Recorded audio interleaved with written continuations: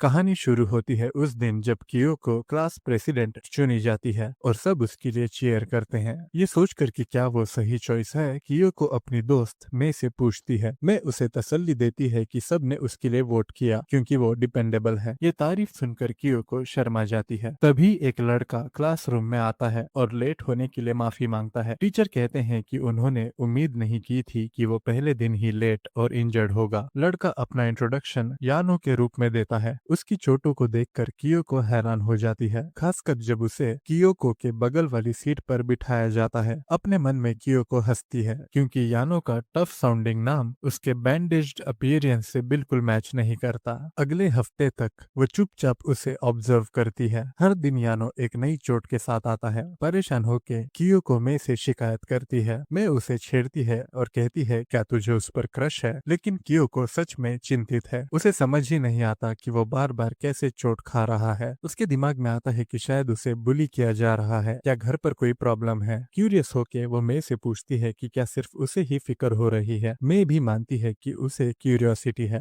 और सजेस्ट करती है कि स्कूल के बाद दोनों उसे फॉलो करें ताकि असली सच पता चले। क्लास के बाद यानो हमेशा की तरह घर की तरफ चलता है और कियोको और मे उसे पीछे से फॉलो करती हैं। मे को उसके चलने में कुछ अनयूजुअल नहीं लगता, लेकिन कियोको इंसिस्ट करती है कि उन्हें थोड़ा और देखना चाहिए। जब वो मे का स्कार्फ एडजस्ट करने में हेल्प कर रही होती है, तभी उन्हें अचानक दिखाई देता है कि यानो बिना किसी वजह के ट्रिप कर गया है। दोनों सोचती हैं कि शायद सिर्फ शूलेस लूज है, लेकिन जैसे ही वो उठता है, उसका सर एक टहनी से टकरा जाता है। कुछ पल बाद वो एक पडल में पैर रख देता है, फिर एक पोल से टकराता है और फिर एक साइन बोर्ड से कोलाइड कर जाता है। ये देखकर लड़कियां समझ जाती हैं कि कोई उसे बुली नहीं कर रहा, वो बस एक अनाड़ी है। घर जाते वक्त कियोको उसकी क्लमजीनेस पर सोचती है और चिंता करती है कि कहीं एक दिन कोई ट्रक उसकी जिंदगी ना ले ले। तभी उसे एक छोटी लड़की दिखाई देती है जिसके घुटने ब्रूज्ड होते हैं। लड़की समझाती है कि उसे एक तेज भागने वाली बाइक ने टकरा दिया था। कियोको तुरंत अपनी फर्स्ट एड किट निकालती है और बताती है कि वो हमेशा एक साथ रखती है क्योंकि उसके छोटे भाई बहन हैं। उस लड़की के घुटने पैच करने के बाद वो उसे खुशी खुशी जाते हुए देखती है। मुड़कर देखते ही कियोको डर जाती है जब उसे यानो वहां नजर आता है, उसके चेहरे पर नई स्क्रैचेस के साथ। यानो कैजुअली समझाता है कि वो एक ब्रांच में अटक गया था। कियोको को डर लगता है कि शायद उसने उनकी जासूसी नोटिस कर ली, लेकिन वो अपने आप को समझाने की कोशिश करती है। तभी यानो मानता है कि उसे पहले ही लग गया था कि कोई उसका पीछा कर रहा है और उसने ट्रेल करके पता लगाया कि वो कियोको थी। शर्म से कियोको माफी मांगती है। यानो उसे रियोश्योर करता है कि सब ठीक है, लेकिन पूछता है कि वो उसका पीछा क्यों कर रही थी। घबराते हुए कियोको समझाती है कि वो उसकी डेली चोटों की वजह से परेशान थी। स्टॉकर कहने के बजाय यानो मुस्कुराता है और उसे काइंड बुलाता है। ये सुनकर कियोको शॉक हो जाती है और फ्लस्टर्ड फील करती है। घर जाके भी वो उसके शब्दों के बारे में सोचना बंद नहीं कर पाती। खाना बनाते वक्त भी उसका ध्यान भटकता रहता है और रात को याद आते ही वो इतनी ब्लश कर जाती है कि उसे नोज ब्लीड हो जाती है। अगले दिन यानो क्लास में उसे ग्रीट करता है। कियोको तुरंत नोटिस करती है कि उसकी उंगली पीई क्लास में इंजर्ड हो गई है। यानो उसे लाइटली लेता है और कहता है कि वो एनीवे लेफ्ट हैंडेड है, इसलिए कोई प्रॉब्लम नहीं। जब कियोको पूछती है कि क्या उसे कभी कोल्ड होता है, तो वो कहता है नहीं, अपने इंजरीज के बावजूद उसे कभी बीमारी नहीं होती। अचानक कियोको नोटिस करती है कि उसके टेम्पल से खून निकल रहा है। यानो कैजुअली मानता है कि स्कूल आते वक्त वो एक साइन से टकरा गया था। नर्स ऑफिस की तरफ जाते हुए कियोको उसके साथ हो लेती है, एंक्शियस फील करते हुए। रास्ते में कुछ लड़के गलती से कियोको को धक्का दे देते हैं, लेकिन यानो उसे गिरने से पहले ही पकड़ लेता है। जल्दी से पीछे हटकर वो माफी मांगता है कि शायद वो ज्यादा क्लोज हो गया। फिर वो समझाता है कि उसे खुद के हर्ट होने से कोई प्रॉब्लम नहीं, लेकिन वो कभी नहीं चाहता कि उसकी वजह से कोई और इंजर्ड हो। ये बात सुनकर कियोको गहरा ब्लश कर जाती है। बाद में कियोको मे को बताती है कि उसे अभी भी यानो की चिंता हो रही है। मे उसे एडवाइस करती है कि एग्जाम्स पर फोकस करे, लेकिन कियोको मानती है कि वो यानो के बारे में सोचना बंद ही नहीं कर पा रही। मे उसे छेड़ती है कि शायद उसे क्रश हो गया है और ये सुनकर कियोको शॉक हो जाती है। अगले दिन यानो नई इंजरीज के बिना आता है। उसका ज्यादा चेहरा पहली बार देखकर कियोको फिर से ब्लश कर जाती है। डे ड्रीम करते हुए उसे रियलाइज होता है कि मैं सही थी, उसे सच में यानो पर क्रश है। उस रात वो सो नहीं पाती, सिर्फ इस थॉट से ओवरवेल्ड फील करते हुए।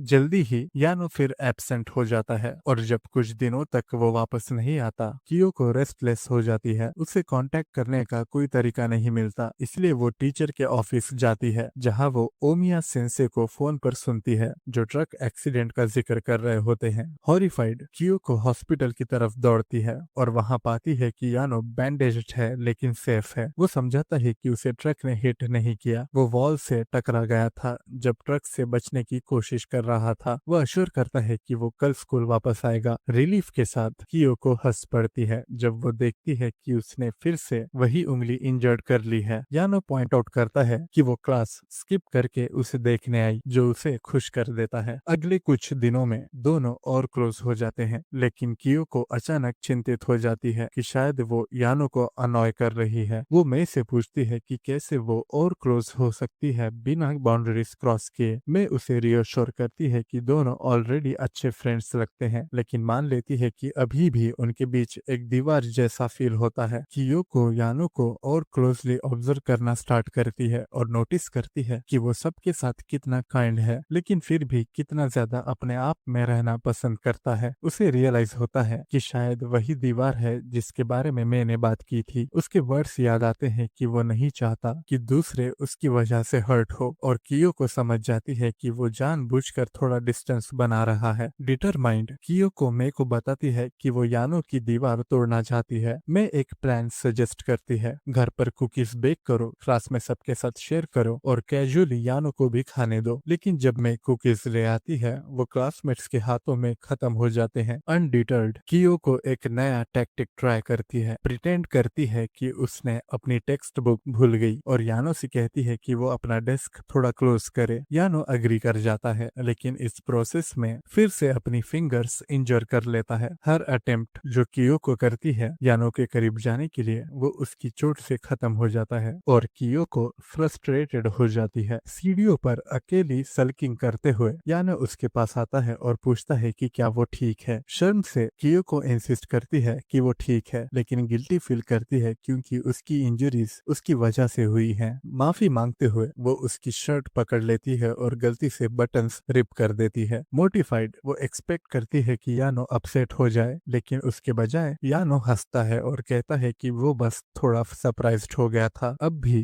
गिल्टी फील करते हुए कियोको इंसिस्ट करती है कि अब से वो उसकी इंजरीज ट्रीट करेगी। जब यानो एक्सेप्ट करता है, वो ब्लश कर जाती है और केयरफुली उसका हाथ बैंडेज करती है। हिम्मत जोड़कर वो पूछती है कि उसे क्या करना चाहिए ताकि वो उसकी अच्छी फ्रेंड बन सके, और समझाती है कि वो चाहती है कि यानो अपने आप खुले और अपनी क्लमजीनेस के बारे में ज्यादा चिंता ना करे। अपने वर्ड्स को कन्फेशन जैसा सुनकर वो पैनिक कर जाती है, लेकिन यानो कामली मानता है कि वो बस नॉर्मल स्कूल लाइफ जीना चाहता है। क्लास के बाद फ्रेंड्स के साथ टाइम स्पेंड करना, कैफेज, पार्क्स और कैरियोके जाना, ये सुनकर कियोको की आंखें भर आती हैं और प्रॉमिस करती है कि वो यानो को ये सब चीजें एक्सपीरियंस करने में हेल्प करेगी। फिर यानो मेंशन करता है कि उसके कुकीज बहुत डिलीशियस थे। सरप्राइज होकर कियोको रियलाइज करती है कि शायद उसने कुकीज ट्राई की ही थी। अगले दिन मैं क्यूरियस होकर कियोको से पूछती है कि क्या उसने यानो के साथ डेटिंग शुरू कर दी है, क्योंकि दोनों आजकल काफी क्लोज लग रहे हैं। कियोको शर्माती है और एक्साइटमेंट के साथ समझाती है कि उसने यानो से प्रॉमिस किया है कि वो उसे एक normal high school life experience करने में मदद करेगी। जब मैं पूछती है कि इसका मतलब एग्जैक्टली क्या है, तो कियोको सोचने लगती है कि क्या फ्रेंड्स बनाना, अच्छे से पढ़ाई करना और क्लब एक्टिविटीज ज्वाइन करना एक नॉर्मल हाई स्कूल लाइफ कहलाता है। जब वो दोनों बात कर रहे होते हैं, तभी यानो क्लासरूम में आता है, फिर से चोटों से भरा हुआ। वो नोटिस करते हैं कि उसकी पॉकेट से कुछ फूल निकले हुए हैं। यानो को भी बिल्कुल आइडिया नहीं होता कि वो वहाँ कैसे आए, लेकिन उसे याद आता है कि थोड़ी देर पहले वो एक ऐसे इंसान से टकराया था जिसके हाथ में बुके था। उसके पैंट्स की पॉकेट में भी एक फूल अटका होता है, जिसे देखकर सब सोचने लगते हैं कि शायद किसी ने जानबूझकर रखा हो। जब कियोको उसे फूल पकड़े हुए देखती है, तो वो शर्मा जाती है और सोचती है कि वो एक्चुअली काफी चार्मिंग लग रहा है। यानो समझता है कि वो फूलों को घूर रही है, तो वो उसे ऑफर कर देता है। कियोको घबराकर शर्माते हुए फूल ले लेती है। फिर यानो अपनी सीट की तरफ चलता है, लेकिन रास्ते में ट्रिप करके मुंह के बल गिर जाता है और उसका लंच पूरे फ्लोर पर बिखर जाता है। बाद में यानो अपने दोस्तों को बताता है कि उसने कभी स्कूल में लंच प्रॉपरली नहीं खाया, क्योंकि वो हमेशा उसे गिरा देता है। ये सुन के कियोको के दिमाग में एक आइडिया आता है। तनाका ये भी मेंशन करता है कि यानो अक्सर लंच टाइम के दौरान गायब हो जाता है। तो यानो डिसाइड करता है कि वो उन्हें दिखाएगा कि वो आमतौर पर कहाँ जाता है। वो उन्हें एक अंधेरी पुरानी सी सीढ़ी के पास ले जाता है और समझाता है कि वो यहाँ इसलिए खाता है ताकि किसी को परेशान ना करे। ग्रुप डिसाइड करता है कि अगली बार सब साथ मिलकर यहीं पर लंच करेंगे। ये सुनकर कियोको बहुत खुश हो जाती है क्योंकि ये यानो का पहला नॉर्मल हाई स्कूल एक्सपीरियंस होने वाला होता है। लेकिन ये जगह बहुत डार्क निकलती है तो सब अपने फोन की फ्लैश लाइट ऑन कर लेते हैं। कियोको सजेस्ट करती है कि सब घोस्ट स्टोरीज सुनाएं और तानाका तुरंत एक्साइटमेंट में वॉलंटियर कर देता है। लेकिन उतने में ही उसके एक्साइटमेंट के चक्कर में वो गलती से एक डस्टबिन को सीढ़ियों से गिरा देता है और जैसे ही यानो खाना खाने लगता है वो डस्टबिन उसके सर पर गिर जाता है। उसका लंच फिर से खराब हो जाता है। ये देखकर कियोको को बुरा लगता है और वो इंसिस्ट करती है कि सब कोर्टयार्ड में जाकर बैठते हैं। वहाँ कियोको फिर से फूलों में खो जाती है। जब यानो पूछता है कि कल जो फूल उसने दिए थे वो कहाँ है, तो कियोको घबरा कर कहती है कि वो घर पर सजा के रखे हुए हैं। सब धूप के नीचे बैठकर लंच एंजॉय कर रहे होते हैं। तभी एक कौवा नीचे आता है और उसका लास्ट हैश ब्राउन का पीस ले जाता है और उसका लंच एक बार फिर से बर्बाद हो जाता है। अगले कुछ दिनों तक कियोको बार बार कोशिश करती है कि यानो को एक नॉर्मल लंच मिल जाए, लेकिन हर बार कुछ न कुछ गलत हो जाता है। आखिरकार वो हार मान लेती है। यानो दिल से उसका शुक्रिया करता है और कहता है कि उन्हें अब साथ में लंच नहीं करना चाहिए क्योंकि वो उनके लिए बैड लक ला रहा है। वो नहीं चाहता कि उनका पीसफुल लंच टाइम खराब हो, इसलिए डिसाइड करता है कि अब से वो अकेले खाएगा।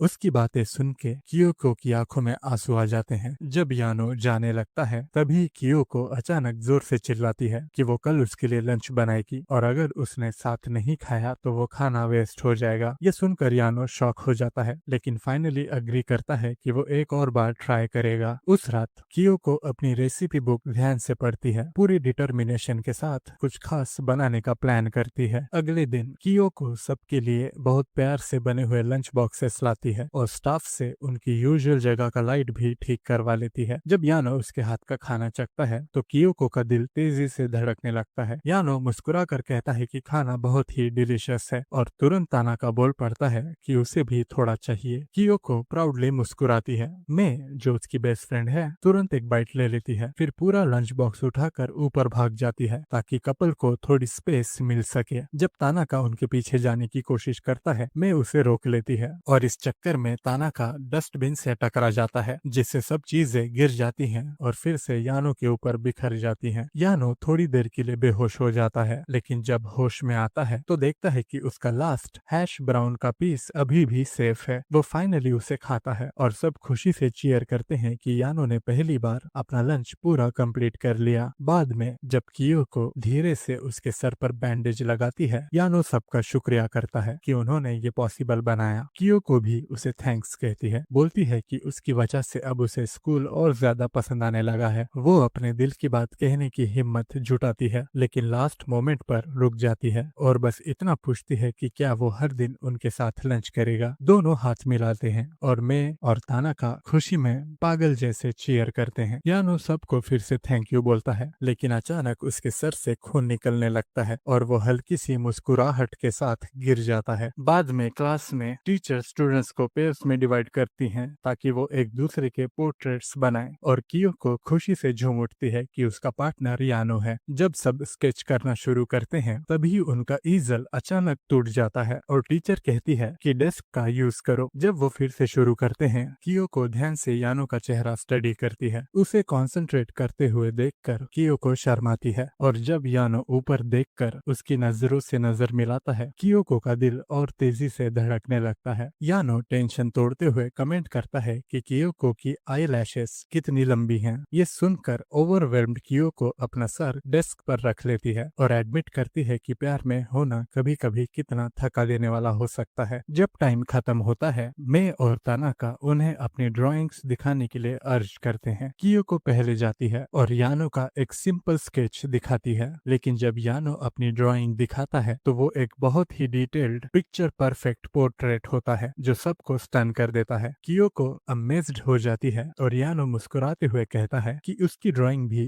अच्छी लग रही है। वो डिसाइड करते हैं कि इस मोमेंट को याद रखने के लिए एक फोटो लेते हैं और ये छोटा सा जेस्चर उन्हें पहले से भी ज्यादा क्लोज कर देता है। बाद में कियोको लॉकर रूम में होती करती है और वो पिक्चर देखते हुए शर्माती है जब तक मैं उसे याद नहीं दिलाती कि स्पोर्ट्स क्लास शुरू होने वाली है। वो जल्दी से अपने बाल सेट करती है और हॉल की तरफ जाती है जहाँ यानो को तुरंत एक बॉल से चेहरे पर हिट लगता है। जल्दी ही उन्हें पता चलता है कि उनके पीई टीचर एब्सेंट हैं, इसलिए वो लोग डॉज बॉल खेलते हैं। उन्हें 5-5 के टीम्स में डिवाइड होना पड़ता है और वो लोग मेंबर्स डिसाइड करते हैं रॉक और सीजर्स से। अफसोस कियोको अपने दोस्तों से अलग टीम में चली जाती है जिससे वो उदास हो जाती है। वो फिक्रमंद होती है कि अगर वो वहाँ नहीं है तो यानो को चोट लग सकती है, इसीलिए वो सजेस्ट करती है कि वो लोग जंप बॉल के मेंबर्स चूज करें। कियोको की टीम के लिए वो लोग हाशिबा, एक बेसबॉल स्टार को सिलेक्ट करते हैं, जबकि यानो अपनी टीम के लिए चूज होता है। कोच भी यानो के बारे में फिक्रमंद है और कियोको चुपके से दुआ करती है, डर के कि वो छोटी सी चोट से भी इंजर्ड हो सकता है। लेकिन जब बॉल हवा में टॉस होता है, यानो सबको सरप्राइज करता है, हाई जंप करके बॉल को स्मैश करता है। सब लोग शॉक हो जाते हैं और कियोको बहुत खुश होती है जानकर कि यानो ने हाशिबा को हरा दिया। लेकिन वो अपनी एक्साइटमेंट जल्दी से छुपा लेती है ताकि उसकी टीम को ऐसा ना लगे कि वो दूसरे टीम को सपोर्ट कर रही थी। जब गेम शुरू होता है, वो यानो को पीछे खड़ा देख रही होती है और अब भी हैरान है कि वो पहले कितना कूल लग रहा था, लेकिन वो अब भी फिक्रमंद है कि उसे चोट न लगे। तभी मैं उसके पीछे अपीयर होती है और उसका ध्यान हटा देती है। जब एक बॉल उसकी तरफ थ्रो होती है, हाशिबा जंप करके उसे कैच कर लेता है। वो उसका असिस्ट के लिए थैंक्स करती है और एडमिट करती है कि उसे ज्यादा अच्छा लगता अगर यानो ने कैच किया होता। फिर वो देखती है कि यानो एक बॉल कैच करता है। जब बॉयज उसे चीयर कर रहे होते हैं, वो बॉल उसकी साइड में थ्रो करता है और एक टीममेट के पेट पर हिट होती है जो कियोको को शॉक करता है। जब गेम कंटिन्यू होता है, यानो बार बार फेस पर हिट होता है, लेकिन वो खेल में रहता है क्योंकि फेस हिट्स एलिमिनेशन के लिए काउंट नहीं होती। इसी बीच कियोको बॉल डॉच करती है और यानो के बारे में डे ड्रीम करती है। जब उसकी बारी आती है बॉल थ्रो करने की, वो हेजिटेट करती है, डर के कि उसे उस इंसान को हिट करना है जिसे उसने प्रोटेक्ट करने का प्रॉमिस किया था, और इस वजह से वो अपना थ्रो फंबल कर देती है। सब लोग उस पर हंसने लगते हैं और वो बहुत एम्बैरेस्ड होती है क्योंकि उसके फीलिंग्स ने उसकी परफॉर्मेंस को अफेक्ट किया। फिर हाशिबा फुल स्पीड से बॉल यानो की तरफ थ्रो करता है और कियोको क्लोजली देखती है। यानो अपने हाथ से ब्लॉक करता है, लेकिन क्योंकि वो कैच नहीं करता, कियोको की टीम जीत जाती है। बाद में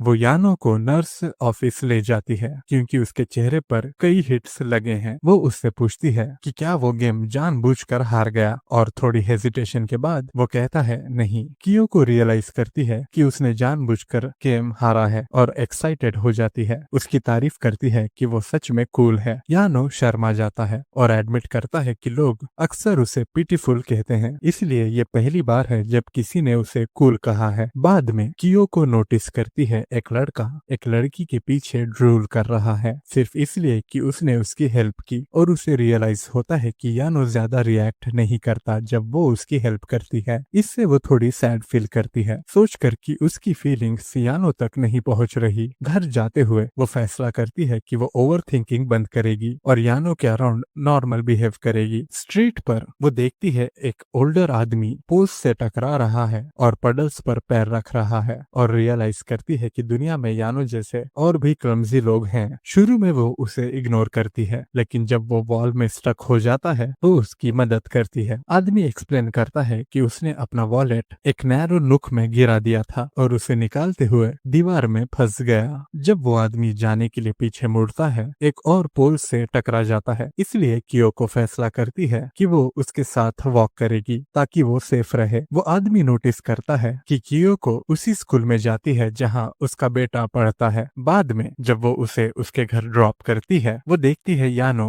उसके पीछे खड़ा है। पता चलता है कि जिसकी उसने मदद की वो यानो के फादर हैं। वो उसे ड्रिंक के लिए इनवाइट करता है और कियोको शेक करने लगती है क्योंकि वो अपने क्रश के घर में है। जब यानो उसके लिए चाय लेने जाता है, वो टेबल से ट्रिप करता है और दीवार से टकरा जाता है जो कियोको को वरी करता है। यानो उसे रियोश्योर करता है कि सारे कॉर्नर्स पैडेड हैं और उसके पास बैंडेजेस का स्टॉक है। जब वो उसके घाव पर मरहम पट्टी करती है, यानो के पापा पूछते हैं कि क्या यानो उसके लिए ट्रबल क्रिएट करता है, और कियोको बात करते करते बता देती है कि यानो कितना काइंड और स्वीट है। अचानक वो रुक जाती है, रियलाइज करके कि ये कन्फेशन जैसा लग रहा है, लेकिन यानो का कंफ्यूज्ड एक्सप्रेशन उसे याद दिलाता है कि वो कितना क्लूलेस हो सकता है। हालांकि उसे उसकी इनोसेंट साइड पसंद है, लेकिन ये साइड उसे फ्रस्ट्रेट करती है क्योंकि वो उसकी फीलिंग्स को नोटिस नहीं कर रहा। यानो को अपनी माँ का एक टेक्स्ट आता है ग्रोसरीज के लिए हेल्प मांगते हुए, इसलिए वो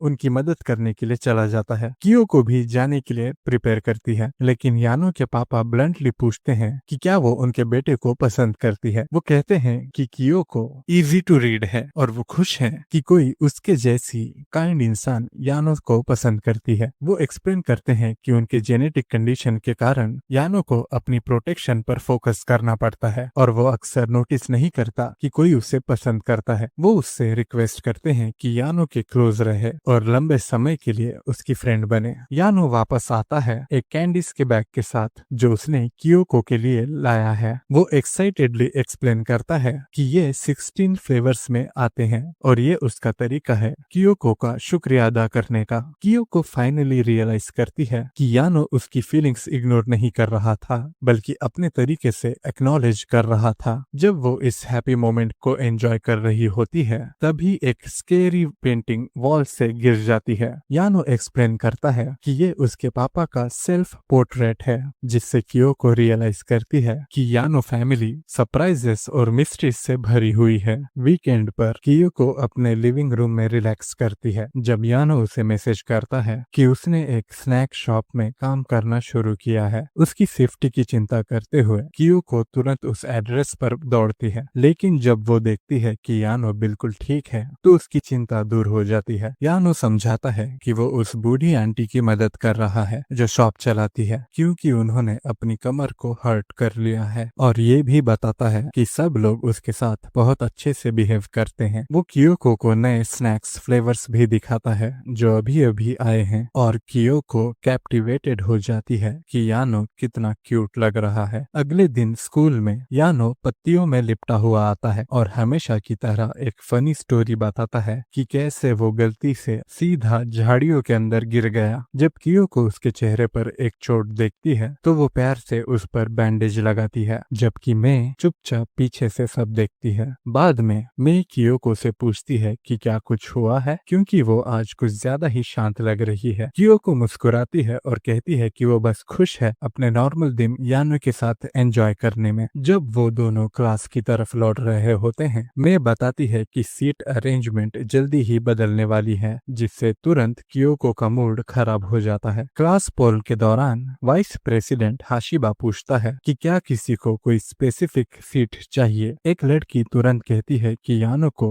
विंडोज के पास नहीं बैठना चाहिए, क्योंकि एक बार वहां उस पर मधुमक्खियों ने हमला कर दिया था। तनाका ऐड करता है कि यानो को लाइट्स के नीचे भी नहीं बैठना चाहिए, क्योंकि एक बार बल्ब उसके सिर के ऊपर टूट गया था। थोड़ी देर के डिस्कशन के बाद हाशिबा डिसाइड करता है कि यानो को क्लास के बिल्कुल बीच वाली सीट दी जाए ताकि सब उस पर नजर रख सकें। कियोको इस डिसीजन से रिलीव्ड महसूस करती है। जब क्लास वापस सीट लॉटरी पर जाती है, तनाका कहता है कि यानो को कोई जिम्मेदार इंसान चाहिए उसका ख्याल रखने के लिए, और कियोको उसके लिए परफेक्ट चॉइस है। बस उसी मोमेंट कियोको फिर से यानो के पास बैठ जाती है और यानो खुश होता है उसे अपने पास देखकर। क्लास के बाद कियोको अकेली कचरा फेंकने जाती है, लेकिन हॉलवे में उसकी मुलाकात हाशिबा से होती है जो कहता है कि उसे कियोको से बात करनी है। वो अपने हाथ कस के बंद करता है और कन्फेस करता है कि उसे कियोको पसंद है, लेकिन साथ ही ये भी मानता है कि उसे पता है कियोको को यानो पसंद है। हाशिबा की बातें सुनकर कियोको घबरा जाती है। हाशिबा समझाता है कि वो उसे प्रपोज नहीं कर रहा, बस अपने फीलिंग्स के बारे में सच बोलना चाहता था। तभी बेल बजती है, उनकी बात अधूरी रह जाती है और दोनों जल्दी से कमिटी मीटिंग के लिए दौड़ जाते हैं। मीटिंग के दौरान कियोको थोड़ा ऑकवर्ड बिहेव करने लगती है। हाशिबा उससे कहता है कि वो उसकी बात भूल जाए, लेकिन कियोको इतनी नर्वस होती है कि पेपर स्टेपल करते हुए भी गलती कर देती है। हाशिबा उसकी मदद करता है और जब वो दोनों साथ मिलकर काम करते हैं तो उन्हें एहसास होता है कि उनके बीच काफी सिमिलैरिटीज हैं। बाद में कियोको अपने लिए रेड शिसो जूस की एक बोतल खरीदती है और हाशिबा नोटिस करता है कि वो भी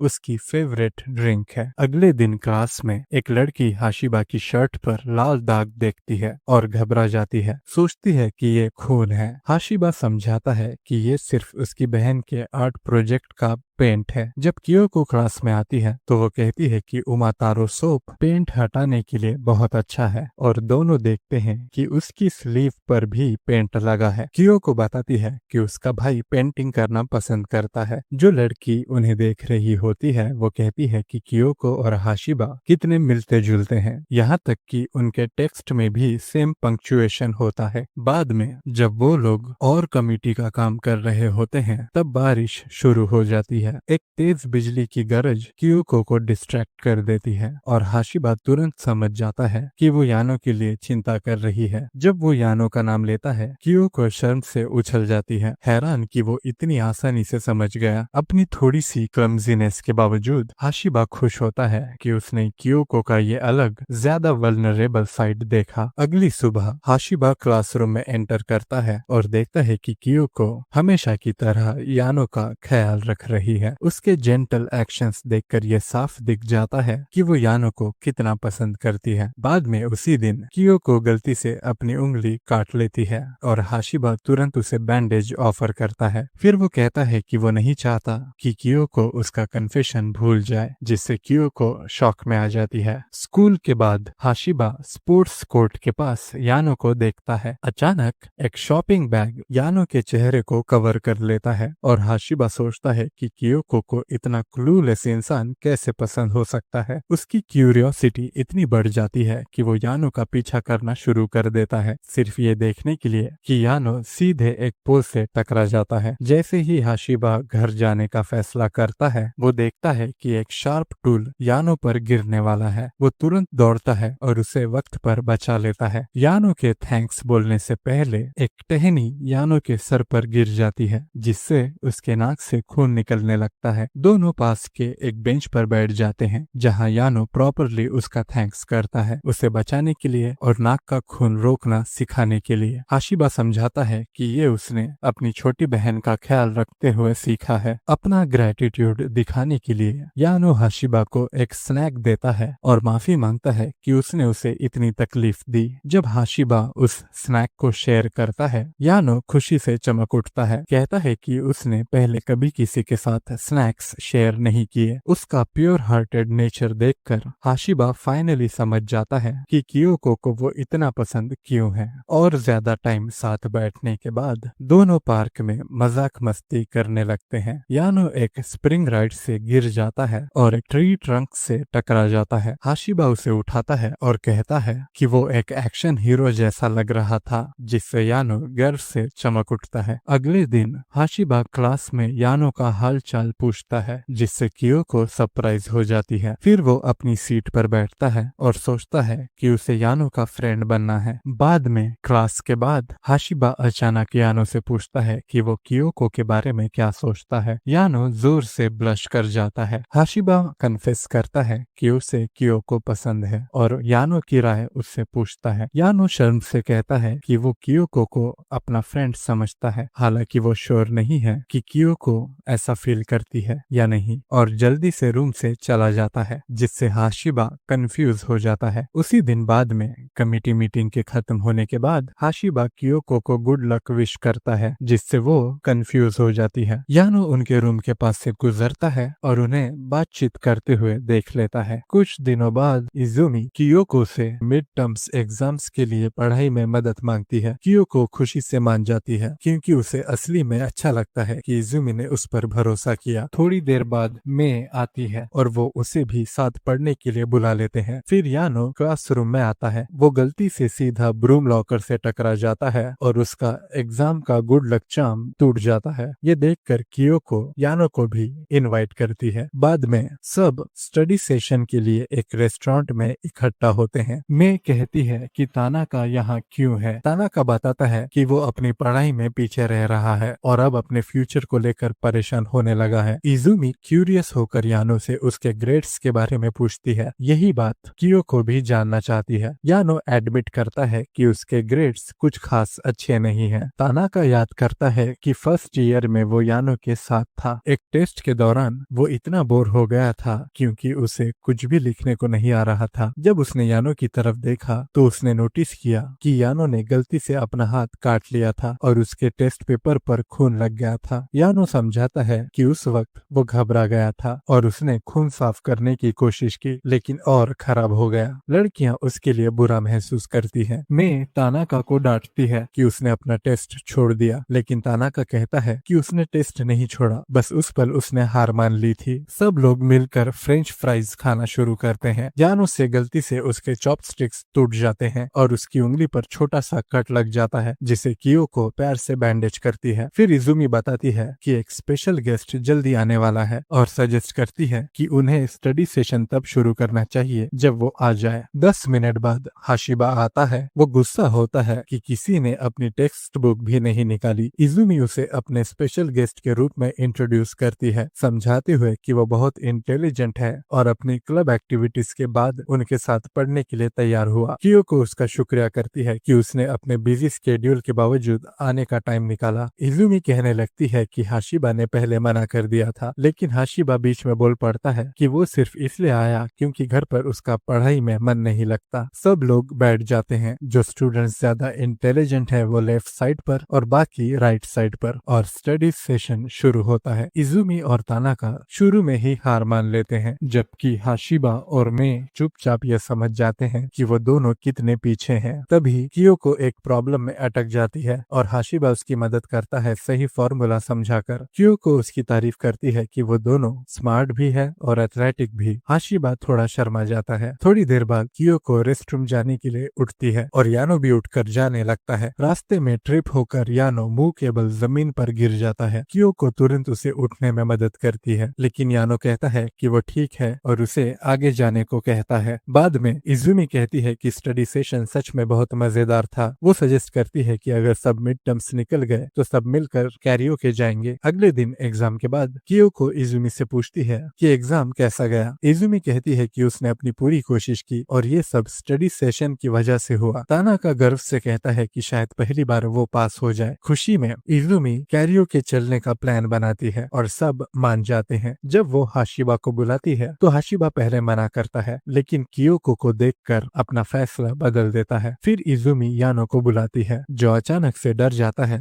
और सिर टकरा लेता है क्योंकि वो डेस्क के नीचे बैठा होता है। कियोको यानो से पूछती है कि क्या कोई जगह है जहां वो जाना चाहता है और यानो सबको एक बर्गर शॉप ले जाता है। यानो जगह को सामने से देखकर हैरान रह जाता है। अंदर जाकर कियोको पूछती है कि उसने डिसाइड किया है क्या ऑर्डर करना है। यानो बताता है कि उसने सुना है नगेट्स और सॉसेस बहुत टेस्टी होते हैं। हाशिबा सजेस्ट करता है कि सब मिलकर 15 पीस नगेट डील ले लें ताकि सारे सॉस फ्लेवर्स ट्राई कर सके। कियोको ऐड करती है कि ऑफिशियल ऐप के अलावा एक और ऐप है जहां अच्छे डील्स मिलते हैं। जब सब खाना शुरू करते हैं, इजुमी मजाक में कियोको और हाशिबा को छेड़ती है, कहती है कि पहले दोनों यानो के माँ बाप जैसा बिहेव कर रहे थे। यानो अपने बर्गर का एक बाइट लेता है और मुस्कुरा कर कहता है ये बहुत डिलीशियस है। सब उसकी असली मुस्कान देखकर हैरान हो जाते हैं, कहते हैं कि ये दुनिया की सबसे प्यारी स्माइल है और हर कोई उसे अपने खाने का शेयर देने लगता है। बाद में कियोको कहती है कि उसके फ्राइज बहुत क्रिस्पी हैं, जबकि उसे थोड़े सॉफ्ट फ्राइज ज्यादा पसंद है। हाशिबा उसे अपने सॉफ्ट फ्राइज ऑफर करता है और कियोको खुशी से ले लेती है। यानो भी अपने फ्राइज ऑफर करता है। कियोको शर्मा जाती है और मना कर देती है, सोचती है कि वो यानो से सीधा खाना कैसे ले सकती है, लेकिन यानो थोड़ा उदास लगता है कि उसने इनकार कर दिया। फिर हाशिबा नोटिस करता है कि कियोको के चेहरे पर थोड़ा सॉस लगा है। जब कियोको उसे ढूंढ नहीं पाती तो हाशिबा खुद उसके लिए वो साफ कर देता है और यानो को हल्की सी जेलसी महसूस होती है। खाना खत्म करने के बाद सब कैरियोके जाने की तैयारी करते हैं। यानो फिर से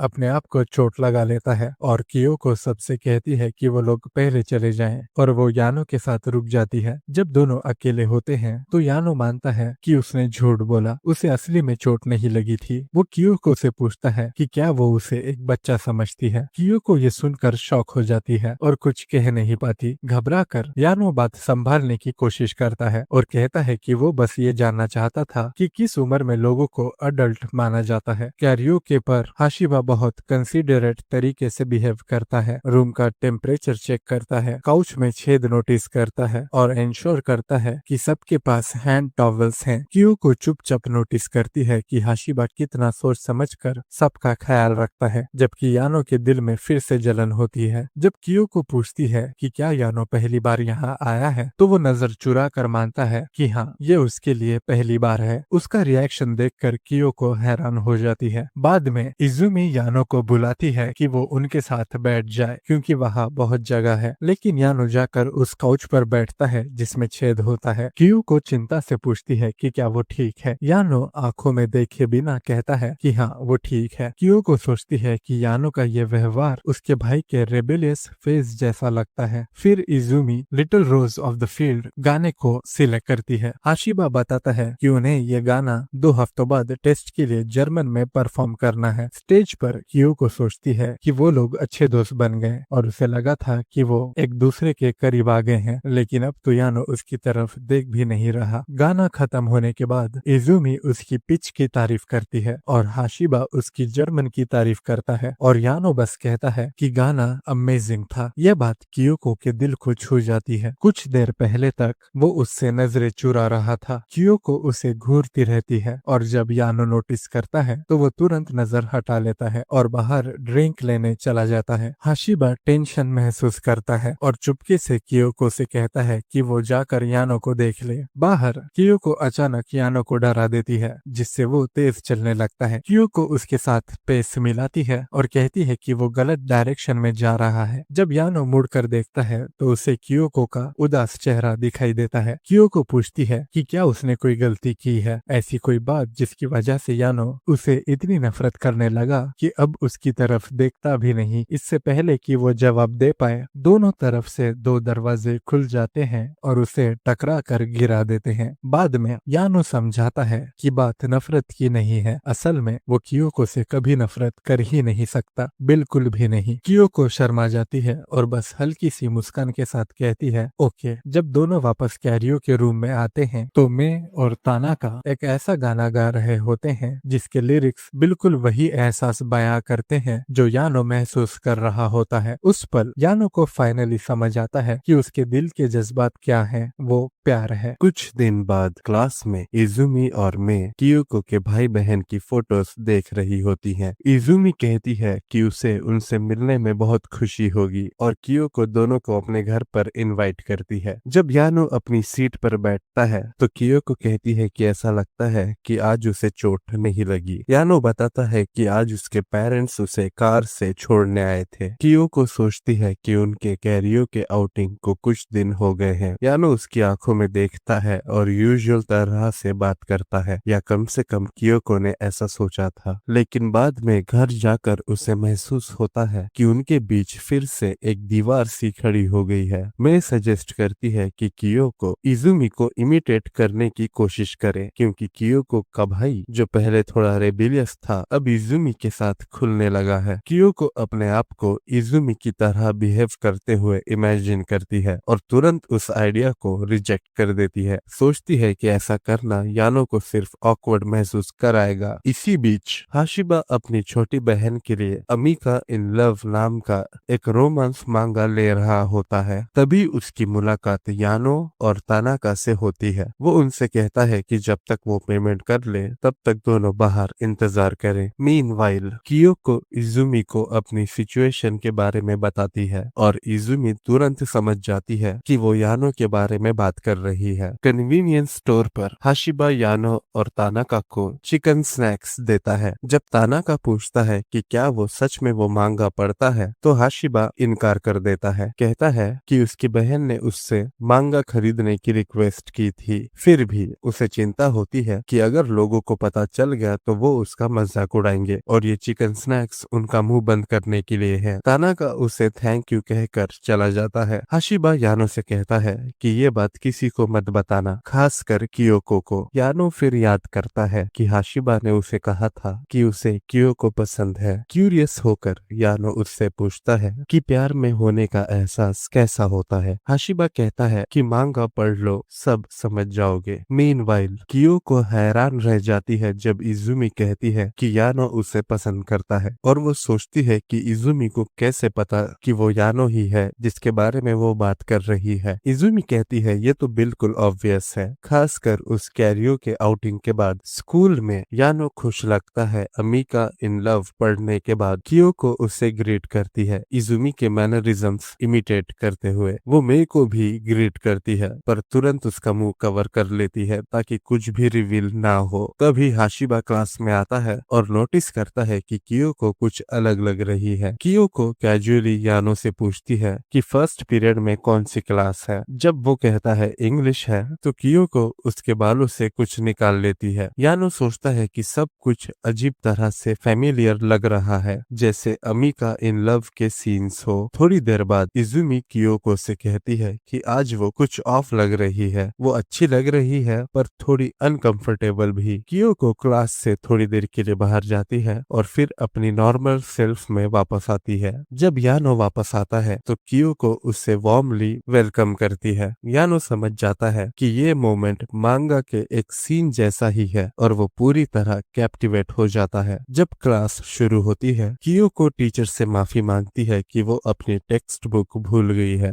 और यानो तुरंत अपनी डेस्क उसके साथ जोड़ देता है ताकि दोनों शेयर कर सके। उसे लगता है कि कियोको बहुत पास बैठी है और उसका दिल तेजी से धड़कने लगता है। फिर यानो गलती से अपनी उंगली काट लेता है और हमेशा की तरह कियोको तुरंत नोटिस करती है और पैर से बैंडेज करती है। इमोशन से भरकर यानो अचानक कह देता है कि उसे कियोको पसंद है। उस शाम कियोको घर पर चुपचाप बैठी रहती है, एक ही जगह देखते हुए, जिससे उसके छोटे भाई बहन फिक्रमंद हो जाते हैं। वो खुद से कहती है कि यानो का लाइक उसके जैसा नहीं है, आखिर ये यानो है। अगली सुबह यानो उसे हमेशा से ज्यादा प्यारी मुस्कान के साथ गुड मॉर्निंग कहता है। वो उसके बालों से चॉक डस्ट साफ करता है जिससे कियोको शर्मा जाती है। बाद में हाशिबा का एक दोस्त उसे एक मैगजीन दिखाता है और पूछता है कि उसे कौन सी मॉडल पसंद है। दोस्त मजाक में कहता है कि हाशिबा को जरूर लंबे सीधे बालों वाली लड़कियां पसंद होगी। शर्मिंदा होकर हाशिबा जोर से कहता है कि चुप हो जाओ और समझाता है कि वो बस इसलिए चूज कर रहा था क्योंकि उसे पूछा गया था। फिर दोस्त यानो की तरफ मुड़ता है और उससे पूछता है कि उसका टाइप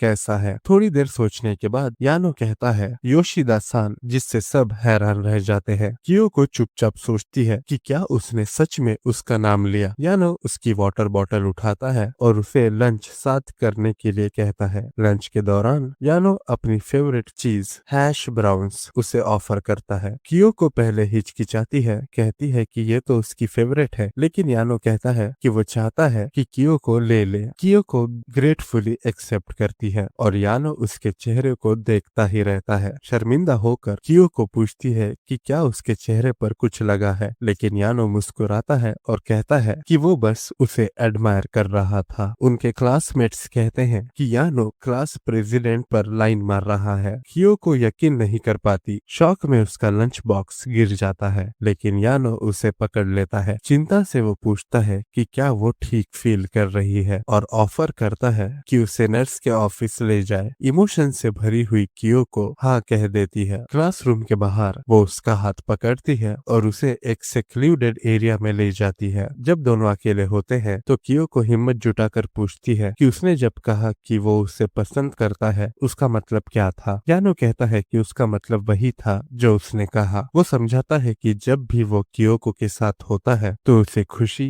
शर्म और कभी कभी बेचैनी महसूस होती है। इतनी नई फीलिंग्स कि उसे लगा कि शायद वो बीमार है, लेकिन जब उसे समझ आया कि ये सब प्यार है तो वो अपने दिल की बात छुपा नहीं सका और तुरंत कन्फेस कर दिया, चाहे वो वक्त सही नहीं था। कियोको रो पड़ती है, कहती है कि जब यानो ने कहा कि वो उसे पसंद करता है तो उसे बहुत खुशी हुई क्योंकि वो हमेशा से उसे पसंद करती थी। यानो प्यार से मुस्कुराता है, उसका शुक्रिया करता है और अपना हाथ बढ़ाकर कहता है चलो आगे भी अच्छे पल साथ बिताते हैं। कियोको खुशी से उसका हाथ पकड़ लेती है और दोनों के नए सफर की शुरुआत होती है। कुछ दिन बाद क्लास हाई जंप कंपटीशन में हिस्सा लेती है। जब यानो की बारी आती है सब लोग चिंता करते हैं कि कहीं वो खुद को चोट ना पहुंचा ले। कियोको भी भी अंदर ही अंदर यही सोचती है, लेकिन सबको हैरानी होती है जब यानो परफेक्ट जंप करके बैरल के ऊपर से निकल जाता है और सब क्लासमेट्स उसकी तारीफ करते हैं। जब लड़के उसकी तारीफ कर रहे होते हैं, कियोको धीरे से बोल पड़ती है, ये कितना कूल है। जब कियोको की बारी आती है, वो जंप करने में फेल हो जाती है। वो देखती है कि यानो हर बार और ऊंचा जंप कर रहा है, लेकिन लैंड करने पर उसे चोट लग रही है। फिर भी यानो टीचर से पूछता है कि क्या वो और ऊंचा जंप ट्राई कर सकता है। कियोको चिंता से कहती है उसे नर्स के ऑफिस जाना चाहिए, लेकिन तानाका उसे रोकता है और कहता है यानो बस अपनी लिमिट्स टेस्ट कर रहा है मर्द होने के नाते। यानो एक और जंप लेता है, बार क्रॉस करता है, कुशन पर लैंड करता है और फिर जमीन पर गिर जाता है। टीचर पूछते हैं वो ठीक तो है ना, और यानो कहता है कि वो ठीक है।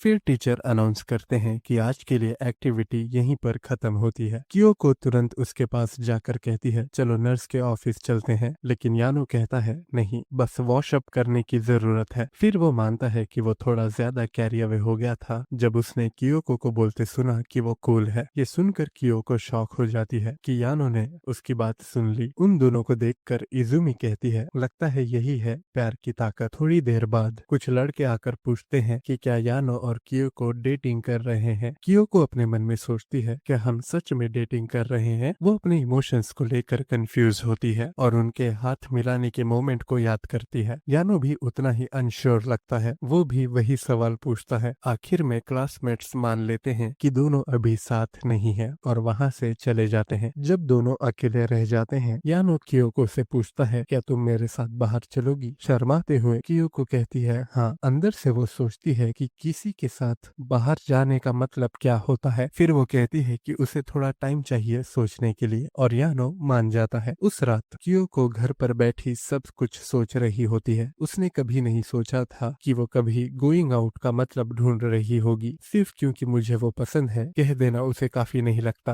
वो सोचती है कि वो यानो के साथ क्यों रहना चाहती है और इस रिलेशनशिप से उसे असल में चाहिए क्या। थोड़ा कंफ्यूज्ड और अनरेडी महसूस करते हुए वो डिसाइड करती है कि अभी वो उसे आस्क आउट नहीं कर सकती। तभी उसकी छोटी बहन बात छेड़ती है कि आज किसी ने उनके भाई योता को प्रपोज किया और पूछती है कि क्या वो उस लड़की के साथ डेटिंग कर रहा है। योता कहता है नहीं, वो बस हैंग आउट करने का इनवाइट था। क्यूरियस होकर कियोको उनसे पूछती है गोइंग आउट का मतलब क्या होता है। उसकी बहन कहती है जब दो लोग एक दूसरे को पसंद करते हैं तो वो बाहर जाते हैं। जब कियोको पूछती है कि उसका डीपर मीनिंग क्या है, उसकी बहन सिंपल सा जवाब देती है और कोई रीजन चाहिए ही नहीं। उसकी बहन फिर पूछती है कि क्या उसकी फ्रेंड मियू कल घर आ सकती है। कियोको हाँ कहती है और उसकी बहन कहती है कि मियू तो रिलेशनशिप मास्टर के नाम से फेमस है, कियोको उससे एडवाइस ले सकती है। अगले दिन कियोको मियू से पूछती है गोइंग आउट का मतलब क्या होता है। मियू मन में कहती है कि उसका सारा ज्ञान तो मांगा से आया है, लेकिन वो समझाती है जब तुम किसी को पसंद करती हो तो उसके साथ रहना हर छोटी चीज को फन और हैप्पी बना देता है, जिससे रात को सोने से पहले लाइन पर चैट करना भी। ये सुनकर कियोको को याद आता है कि उसने और यानो ने कॉन्टैक्ट्स एक्सचेंज किए थे, लेकिन कभी सिंपल ग्रीटिंग से आगे बात नहीं बढ़ी। मियू आगे कहती है कि वो और उसका बॉयफ्रेंड वीकेंड्स पर मिलते हैं और जब वो थोड़ा ज्यादा डिमांडिंग भी हो जाती है तब भी वो लड़का हमेशा काइंड रहता है, हमेशा हंसता है और उसके सर पर प्यार से हाथ रखता है। कियोको पूछती है तुम्हें कभी डर नहीं लगता कि रोज मैसेज भेजने से वो इरिटेट हो जाएगा। मियू कॉन्फिडेंस से कहती है बिल्कुल नहीं, जब तुम दोनों एक दूसरे को पसंद करते हो तो होल्ड बैक करने की जरूरत नहीं होती। फिर वो कहती है मुझे लगता है यानो तो खुश ही होगा अगर तुम उसे मैसेज भेजो। ये सुनकर कियोको उससे गले लग जाती है और कहती है थैंक्स मास्टर। अगले दिन कियोको यानो से अकेले में मिलती है। वो कहती है कि उसने बहुत सोचा है कि वो यानो के साथ गो आउट क्यों करना चाहती है और अब उसे समझ आ गया है। वो कहती है क्लास में तुम्हारे पास बैठकर मुझे हमेशा खुशी मिलती थी, लेकिन अब मुझे लगता है कि मैं तुम्हें स्कूल के बाहर भी देखना चाहती हूँ, उन दिनों में जब मैं तुम्हें मिस करती हूँ। वो मानती है कि पहले वो मैसेज भेजने से डरती थी क्योंकि उसे लगता था वो इरिटेट हो जाएगा, लेकिन अब वो बदलना चाहती है। वो कहती है मैं चाहती हूँ हमारा रिश्ता सिर्फ चोटों में हेल्प करने तक सीमित ना रहे,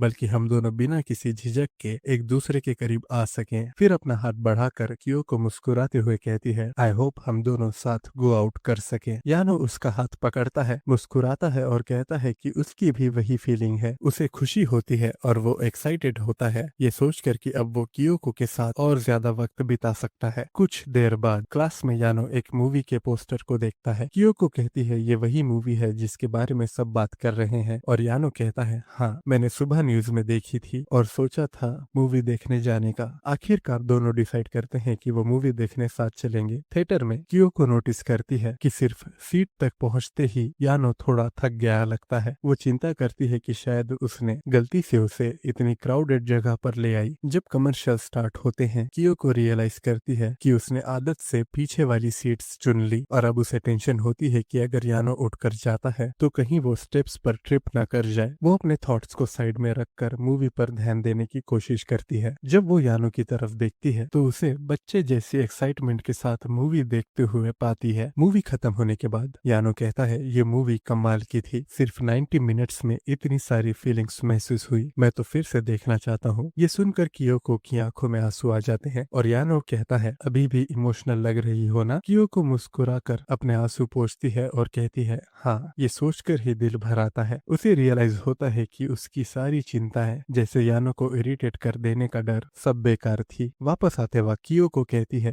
ये हमारी पहली आउटिंग थी, सिर्फ हम दोनों की। यानो कहता है, मुझे भी बहुत मजा आया। वैसे क्या ये डेट थी? उसने मांगा में ऐसा कुछ पढ़ा था। शर्माते हुए क्योको कहती है, हाँ ये एक डेट थी। कुछ दिन बाद क्लास में इजुमी सोचती है कि क्या इस साल स्कूल वाइड चीयरिंग होगी या नहीं, और वो हाशिबा से उसकी राय पूछती है। हाशिबा समझ नहीं पाता कि वो उससे क्यों पूछ रही है, पर इजुमी उसे याद दिलाती है कि टीम को सेमीफाइनल्स तक पहुंचाना है और कहती है कि ये काम वो करवाए। हाशिबा का फ्रेंड प्रॉमिस करता है कि वो लोग अपनी पूरी कोशिश करेंगे, पर ये भी कहता है कि अगर कोई रिवॉर्ड मिले तो मोटिवेशन और बढ़ जाएगी। जब हाशिबा पूछता है कि कैसा रिवॉर्ड, तो उसका दोस्त हिंट देता है कि जैसे अगर वो होम रन मारता है तो किसी लड़की को डेट पे पूछ लेना। हाशिबा कहता है कि उन्हें बिना किसी इंसेंटिव के ही बेस्ट ट्राई करना चाहिए। फिर उसका फ्रेंड पूछता है कि हाशिबा खुद क्या चाहता है, पर हाशिबा कहता है कि उसे कुछ नहीं चाहिए। उसी वक्त इजुमी क्योको की डेस्क के पास आती है और उसकी की चेन नोटिस करती है। उसे पहचान लेती है कि ये उस मूवी का मर्चेंडाइज है जो वो भी देख चुकी है। हाशिबा अंदर ही अंदर रिएक्ट करता है, समझ जाता है कि क्योको और यानो वो मूवी साथ देखने गए थे, दोनों अकेले। बाद में क्योको हाशिबा से कहती है कि वो टीम को चीयर करेगी। हाशिबा अचानक बोल देता है कि अगर वो चीयर करने आती है तो वो और ज्यादा मेहनत कर पाएगा, और बिना सोचे समझे पूछ लेता है कि अगर वो होम रन मारता है तो क्या वो उसके साथ मूवी देखने चलेगी। अपनी ही बात से शॉक होकर वो पैनिक करता है और भाग जाता है, कहते हुए कि उसे जल्दी वापस जाना है क्योंकि उसकी आफ्टरनून में क्लास है। बाद में टीचर अनाउंस करते हैं कि बेसबॉल टीम सेमीफाइनल्स तक पहुंच गई है, इसलिए पूरा स्कूल अगले दिन उन्हें चीयर करने जाएगा। अगले दिन स्टेडियम में सब लोग तेज धूप में जमा होते हैं। जब हाशिबा बैटिंग के लिए आता है, इजुमी जोर से होम रन के लिए चीयर करती है और क्योको भी ज्वाइन करती है, पर क्योको को एहसास होता है कि अगर वो सच में होम रन मारता है तो उसे मूवी वाले प्रॉमिस को पूरा करना होगा। 2 स्ट्राइक्स के बाद वो फिर से उसे चीयर करती है और हाशिबा पूरी ताकत से स्विंग करता है और होम रन मार देता है। गेम के बाद हाशिबा क्योको से उस मूवी वाली बात के लिए माफी मांगता है। वो कहता है कि वो कुछ सोच समझ के नहीं बोलता और क्योको को सब भूल जाना चाहिए, खासकर क्योंकि वो यानो को डेट कर रही है। फिर भी वो मानता है कि उसकी चीयरिंग ने उसे अपना बेस्ट देने में मदद की। जब वो जाने लगता है, क्योको उसे होम रन के लिए कांग्रेचुलेट करती है। फिर सब लोग उसकी तारीफ करते हैं और इजुमी सजेस्ट करती है कि समर ब्रेक आने वाला है, इसलिए सबको सेलिब्रेट करना चाहिए। वो प्रपोज करती है कि सेलिब्रेशन एक समर फेस्टिवल से स्टार्ट होगा। यानो एक्साइटेड होकर अग्री करता है, क्योको भी तैयार हो जाती है और हाशिबा भी मान जाता है। फेस्टिवल के दिन हाशिबा तानाका के साथ वेट कर रहा होता है। थोड़ी देर बाद लड़कियां युकाता पहनकर आ जाती हैं और क्योको को देखकर हाशिबा की बोलती बिल्कुल बंद हो जाती है। इजुमी उससे पूछती है कि क्योको कैसी लग रही है, लेकिन हाशिबा कुछ कह पाए उससे पहले यानो आ जाता है, ब्रांचेस में उलझा हुआ। वो समझाता है कि वो जल्दी आने के चक्कर में गिर गया था। फिर वो क्योको की तारीफ करता है, कहता है कि वो आज स्पेशली क्यूट लग रही है। फिर वो हाशिबा की तरफ मुड़कर कहता है कि उसकी हैट बहुत कूल लग रही है। हाशिबा उसे रियश्योर करता है कि यानो पर भी हैट अच्छी लगेगी और अपनी हैट उतार कर यानो के सिर पर रख देता है। फेस्टिवल में इजुमी हाशिबा को जिम्मेदारी देती है कि वो यानो को किसी भी अजीब चीज से बचा कर रखे। हाशिबा नोटिस करता है कि क्योको चुपचाप उसे देख रही है और वो उसके एक्सप्रेशन को इस तरह समझता है जैसे क्योको जेलस हो कि उसे यानो के साथ चलने का मौका मिल रहा है। बाद में एक कैंडी शॉप पर क्योको हाशिबा से पूछती सोचती है कि वो और यानो कब इतने क्लोज हो गए, क्योंकि क्लास में तो वो दोनों ज्यादा बात भी नहीं करते। वो इंसिस्ट करती है कि वो जेलस नहीं है, वो बस सच में क्यूरियस है। हाशिबा समझाता है कि उन्होंने पहली बार लगभग 2 महीने पहले बात की थी, जब उन्होंने एक स्नैक शेयर किया था और दोनों शाम तक पार्क में टाइम बिताते रहे। यानो बहुत एक्साइटेड था क्योंकि यह पहली बार था जब उसने किसी के साथ खाना शेयर किया था। हाशिबा बताता है कि यानो कितना एनर्जेटिक है। प्लेग्राउंड के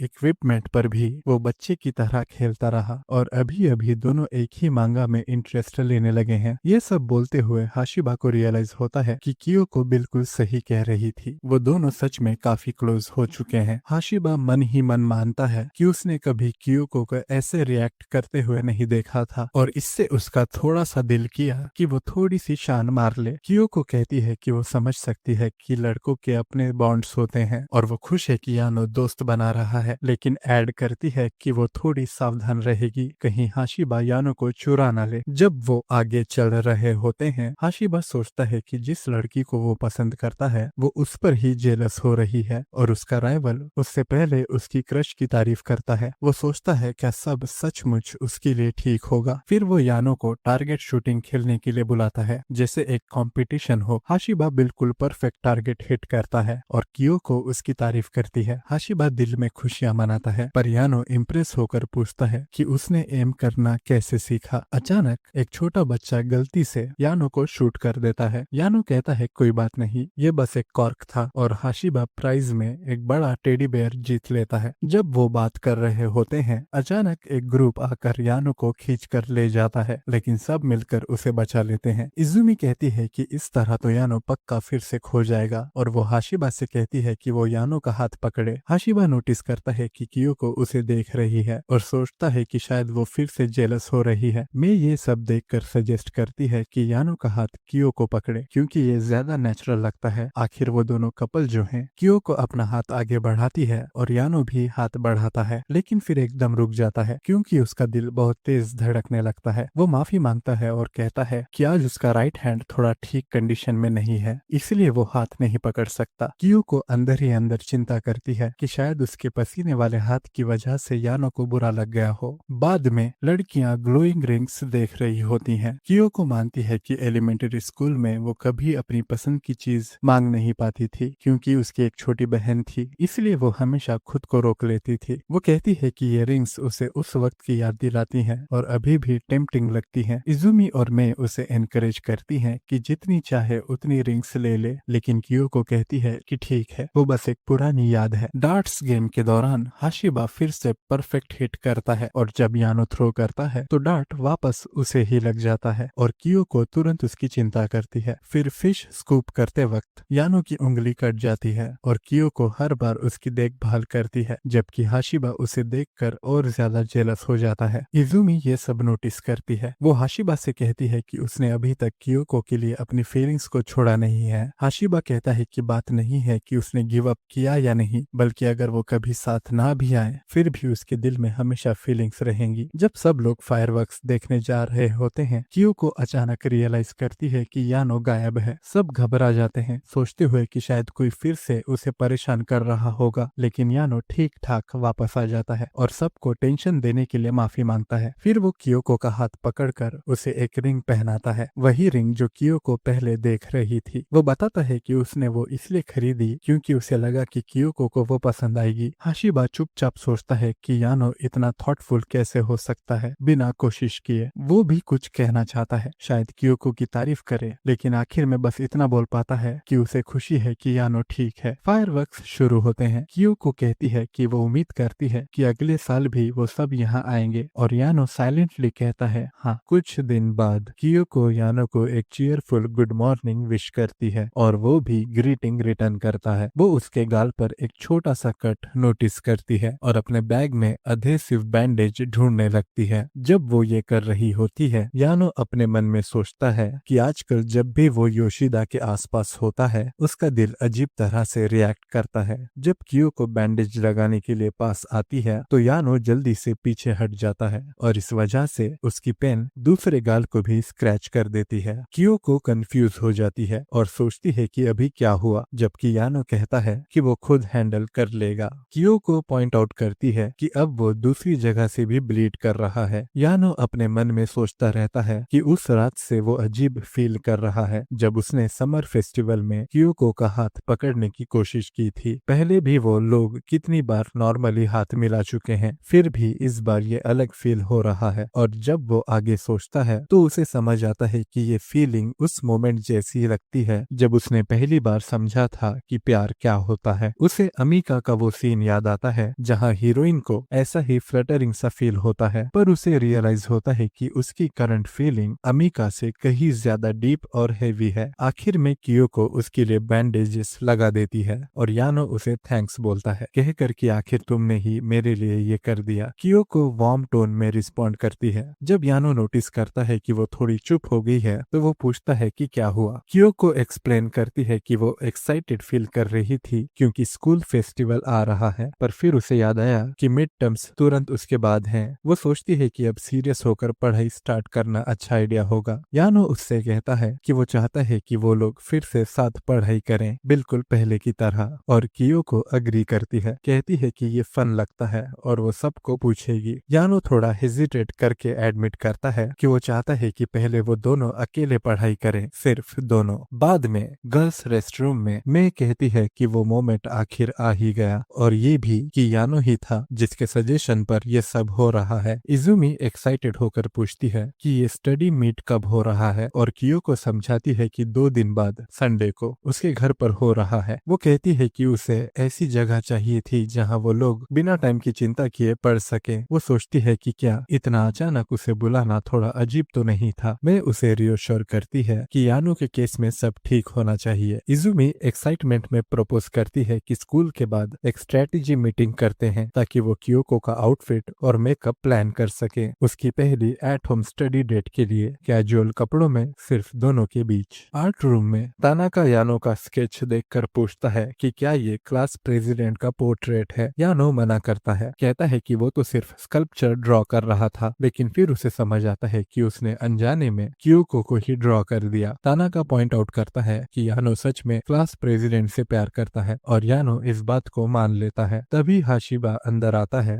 हैरान होते हुए पूछता है कि वो अभी तक यहाँ क्या कर रहे हैं। तानाका उसे ड्राइंग दिखा देता है। हाशिबा इम्प्रेस्ड होकर कहता है कि ड्राइंग बहुत अच्छी बनी है। यानो फिर से कहता है कि वो सिर्फ स्कल्पचर ड्रॉ करना चाहता था, लेकिन उसका हाथ खुद ब खुद चल गया। हाशिबा कहता है कि शायद इसका मतलब है कि वो योशिदा के साथ होने वाले स्टडी सेशन को लेकर एक्साइटेड है। यानो घबरा कर पूछता है कि उसे ये कैसे पता। हाशिबा तुरंत समझ जाता है कि उसने ये बात गलती से बोल दी। तानाका कहता है कि स्टडी सेशन सुनने में काफी मजेदार लगता है और कहता है कि वो भी ज्वाइन करना चाहता है, जिस पर हाशिबा मजाक में उसके सर पर हल्का सा मारता है। हाशिबा उसे याद दिलाता है कि योशिदा के साथ अकेला रहना कुछ और ही मतलब रखता है। तानाका धीरे धीरे सब समझने लगता है और आखिर में उसे एहसास हो जाता है कि वो लोग इसे स्टडी सेशन कह रहे हैं, पर असल में ये डेट है। हाशिबा सोचता है कि शायद उसे ये सब रोकना चाहिए, लेकिन फिर भी वो इसे होने देता है। तब तानाका यानो से पूछता है कि वो क्या पहनने वाला है। यानो कहता है कि उसने डिसाइड नहीं किया और शायद अपने यूजुअल कपड़ों में ही जाएगा, लेकिन तानाका इंसिस्ट करता है कि डेट पर ऐसे नहीं चलेगा। वो वार्न करता है कि अगर यानो बहुत कैजुअल दिखाई देगा तो उसकी स्वीट हार्ट का इंटरेस्ट कम हो सकता है, और ये सुनकर यानो परेशान हो जाता है। इसी बीच क्यूको के घर पर क्यूको आईलैश कर्लर से परेशान हो रही होती है। इजुमी ऑफर करती है कि वो संडे को जल्दी आकर उसकी मेकअप में मदद कर देगी, लेकिन क्यूको चाहती है कि वो खुद प्रैक्टिस करे ताकि उसमें और बेहतर हो सके। वो नोटिस करती है कि पहले से तो वो काफी इम्प्रूव हो चुकी है। अचानक उसे याद आता है कि उन्होंने संडे के लिए टाइम डिसाइड ही नहीं किया, तो वो जल्दी से यानो को टेक्स्ट करती है, पूछती है कि क्या सुबह 11 बजे मिलना ठीक रहेगा। यानो रिप्लाई करता है कि हाँ, वो टाइम ठीक है। फिर यानो तुरंत सोचने लगता है कि उसे क्या पहनना चाहिए ताकि क्यूको का उसमें इंटरेस्ट कम ना हो जाए। हाशिबा धीरे से तानाका को डांट देता है कि उसकी मजाक की बात को यानो ने सीरियस ले लिया। हाशिबा यानो को रियश्योर करता है कि उसके नॉर्मल कपड़े बिल्कुल ठीक हैं और योशिदा सिर्फ कपड़ों की वजह से कभी उसमें इंटरेस्ट नहीं खोएगी। वो समझाता है कि तानाका सिर्फ मजाक कर रहा था। उसकी और मदद करने के लिए हाशिबा यानो को एक ऐप दिखाता है जहां लोग अपने आउटफिट आइडियाज शेयर करते हैं। यानो इम्प्रेस हो जाता है और डिसाइड करता है कि वो ऐप डाउनलोड करेगा। हाशिबा ये भी सजेस्ट करता है कि थोड़े स्नैक्स या एक छोटा सा गिफ्ट ले जाना भी अच्छा टच हो सकता है। और थोड़ा डिफरेंट हेयर स्टाइल ट्राई करने का सजेशन देता है और इसके लिए यानो उसका शुक्रिया अदा करता है। फिर ताना का घर जाते हुए यानो को संडे के लिए गुड लक विश करता है। हाशिबा कहता है कि उन्हें भी निकलना चाहिए। जाने से पहले यानो वो बात पूछता है जो काफी टाइम से उसे परेशान कर रही है। वो समझाता है कि आजकल जब भी वो योशिदा के पास होता है ज्यादातर वक्त उसका दिल इतना जोर से धड़कने लगता है कि सब कुछ ओवरवेलमिंग लगता है, खासकर उस दिन जब उसने उसका हाथ पकड़ने की कोशिश की थी। वो पूछता है कि क्या ऐसा महसूस करना अजीब है। हाशिबा मानता है कि उसे बिल्कुल आइडिया नहीं है और ये उसकी छोटी सी रेबिलियन होती है। बाद में मेकअप शॉप में मैं कियोको से पूछती है कि क्या उसे वो चीज मिल गई जिसे वो ढूंढ रही थी। कियोको कहती है कि हाँ उसे मिल गई और अच्छा है कि वो सस्ती भी थी क्योंकि सेल पर थी। इसके साथ उसे लगता है कि वो यानो से जुड़ी किसी भी सिचुएशन के लिए तैयार है। मैं उसे याद दिलाती है कि वो यहाँ इसलिए आई है ताकि यानो के साथ नेक्स्ट डे के डेट के लिए तैयार हो सके और कियोको को अचानक रियलाइज हो जाता है। मैं उसे कुछ कलर्स दिखाती है और कियोको उन्हें क्यूट बोलती है, हैरान होते हुए कि कितने सारे मेकअप ऑप्शंस होते हैं। मैं कहती है कि अगर इजुमी का काम ना होता तो वो उन्हें बहुत सारे टिप्स दे सकती थी और ऐड करती है कि उसने कभी एक्सपेक्ट नहीं किया था कि कियोको मेकअप में इंटरेस्ट लेगी। कियोको समझाती है कि इजुमी ने समर फेस्टिवल के लिए उसका मेकअप किया था और वो रिजल्ट देखकर हैरान रह गई थी। मैं अग्री करती है, कहती है कि इजुमी सच में स्किल्ड है और कियोको उस दिन बहुत अडोरेबल लग रही थी। कियोको कहती है कि यानो ने भी उसकी तारीफ की थी तो वो और ज्यादा प्रैक्टिस करना चाहती है। मैं कहती है कि कियोको के पास हाइट और ग्रेट फिगर तो ऑलरेडी है, तो अगर वो एक एक्स्ट्रा क्यूट आउटफिट और मेकअप लगा लेती है तो वो यानो का दिमाग कंप्लीटली उड़ा देगी। कियोको एक्साइटेड होके एग्री करती है। बाद में जब वो लोग पारफेट्स खा रहे होते हैं मैं पूछती है कि उसका अपने बिलव्ड बॉयफ्रेंड के साथ सब कैसा चल रहा है। कियोको कहती है कि वो लोग लगभग हर रोज किसी न किसी वजह से एक दूसरे से कांटेक्ट में रहते हैं। मैं मजाक में पूछती है कि क्या वो उसे डेली रिपोर्ट होमवर्क दे रही है और कियोको समझाती है कि ये बस नेचुरली उनकी रूटीन बन गई है और उसके मैसेजेस बहुत क्यूट होते हैं। जब मैं पूछती है कि क्या और कुछ हुआ है तो कियोको कहती है कि उसे उसकी कूल और अडोरेबल साइड्स की बहुत सारी बातें याद आती हैं। जब मैं एक एग्जांपल मांगती है तो कियोको उसकी आंखों का जिक्र करती है जो यूजुअली न्यूट्रल होती हैं, लेकिन जब वो स्माइल करता है तो ज्यादा वार्म और सॉफ्ट हो जाती हैं। और वो ये भी बताती है कि उसकी आई साइट बहुत एक्सीलेंट है, 20/20 से भी बेहतर। वो एक्साइटेड होके बोलती रहती है जब तक उसे रियलाइज नहीं होता कि वो बहुत देर से बस उसी के बारे में बात कर रही है और फिर वो माफी मांग लेती है। मैं चुपचाप अपने आप से नोट करती है कि कियोको कितनी खुश लग रही है और मानती है कि यानो काफी अलग टाइप का इंसान है, लेकिन सबसे ज्यादा वो जानती है कि वो दिल से एक अच्छा लड़का है। वो कियोको से कहती है कि वो हमेशा उसका सपोर्ट करेगी चाहे उसके दिल के अंदर हल्का सा दुख ही क्यों ना हो, जैसे कियोको उससे थोड़ी सी दूर हो गई हो। वो जानती है कि ये बात वो कभी जुबान पर नहीं ला सकती। संडे को यानो कियोको के घर आता है। वो सिंपल कपड़ों में आता है जबकि कियोको क्यूट और अच्छे से तैयार होती है जिससे यानो का दिल जोर जोर से धड़कने लगता है। कियोको उसकी हेयर स्टाइल की तारीफ करती है और इससे यानो और भी नर्वस हो जाता है। घर के अंदर यानो उसके परिवार के लिए केक देता है जो उसने ध्यान से लाया है क्योंकि उसने अभी तक कुछ खाया नहीं होता। कियोको ऑमलेट राइस बनाने का सोचती है और यानो बाहर खाने के बजाय उसके हाथ का घर का बना ऑमलेट राइस चूज करता है। फिर वो उसे कुक करते हुए देखता है और इस पल का मजा लेता है। लंच के दौरान यानो पैर से टिश्यू से उसके चेहरे पर लगा केचप साफ करता है और फिर खुद ही शर्मा जाता है। दोनों पढ़ाई शुरू करते हैं और जब कियोको उसके फ्यूचर के बारे में पूछती है तो वो मानता है कि वो ऐसा इंसान बनना चाहता है जिस पर कियोको भरोसा कर सके। कियोको कहती है कि वो भी उसके लिए अच्छे से पढ़ाई करेगी जिससे यानो का दिल और तेज धड़कने लगता है। जैसे ही वो अपने दिल की धड़कन के बारे में कुछ कहने लगता है तभी कियोको के छोटे भाई बहन आ जाते हैं और सब मिलकर केक खाते हैं। बाद में यानो घर जाने के लिए निकलने की तैयारी करता है क्योंकि उसके फैमिली प्लान्स होते हैं। बाहर तक चलते हुए कियोको उसका शुक्रिया अदा करती है और यानो भी उसे थैंक यू कहता है। जाने से पहले कियोको हल्की सी शर्माती हुई कहती है कि आज वो यूजुअल से ज्यादा कूल लग रहा था